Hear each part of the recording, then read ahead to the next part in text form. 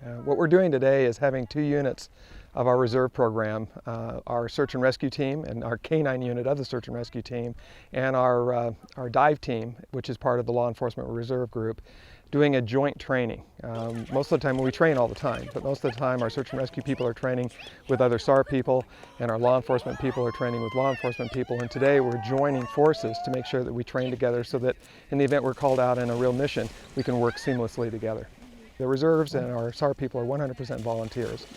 And they come from all walks of life. I mean, we have truck drivers, we have physicians, we have lawyers, we have business people, we have teachers, we have students.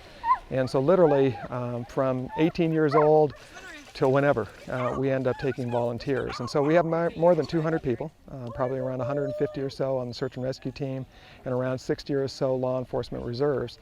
And they spend an enormous amount of time training so that when they're needed, either on a search mission or a law enforcement mission, they can serve our public. And again, they're serving for free, so it's a huge economic savings for the community, but we're also getting to take advantage of their individual professional expertise.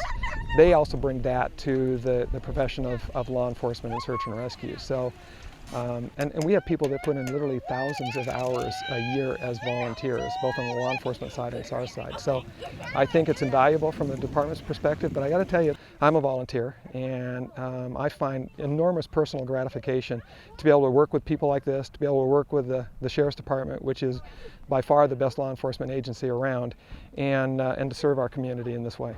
Today we're doing a multi-agency training working with the K-9. The dive unit and the K-9 are working together because there is the high likelihood that we would work together in an actual mission. Scenario like up here at the lake, somebody could be up here fishing by himself, high winds kick up, he goes in the water, the boat moves away, we have no idea, no witnesses. So to help narrow down this large lake, we use the K-9s to help narrow that search area down so that since we have limited resources, we want to be able to target our resources in an area that has a higher probability of finding who we're looking for. Well, training in general is actually, because of what we do, has high risk. We need to make sure our skills are honed in. So to do the training, it becomes muscle memory, so that when we're diving in an actual mission where the stress is higher, the activity is higher, you're able to do the job that you've been training to do without having to think about it much, which is always a safer way of doing that. So that when we go on an actual mission, we can focus on what we do, we understand what their limitations, we understand what their requirements are, and we can do they understand ours. Today we're training the dogs in water searching. Some of the dogs have never been exposed to this before, so it's brand new to them. And we also have some very experienced dogs that have been out on boats and done searches for drowning victims. So that our purpose is to introduce the dogs to all different aspects of water searching. We get the dog team in a boat and we look for an alert. They'll either bark or paw at the water or try and jump in.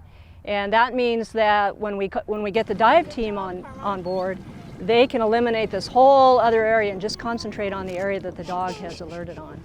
There's a job for everybody in search and rescue, and you know what? You don't have to have any previous training. The Sheriff's Department provides all of the training for anybody that wants to do that. If you want to be on the law enforcement side, and we always need law enforcement reserves, there's academies that will put you through, and then the Sheriff's Department will provide ongoing education and training. So if you're interested, what I would do is call the personnel department of the Sheriff's Department and just get the information. It's also available on the web. But we need volunteers, we need reserves, we need search and rescue volunteers. I did it many, many years ago, and boy, I'm sure glad I did.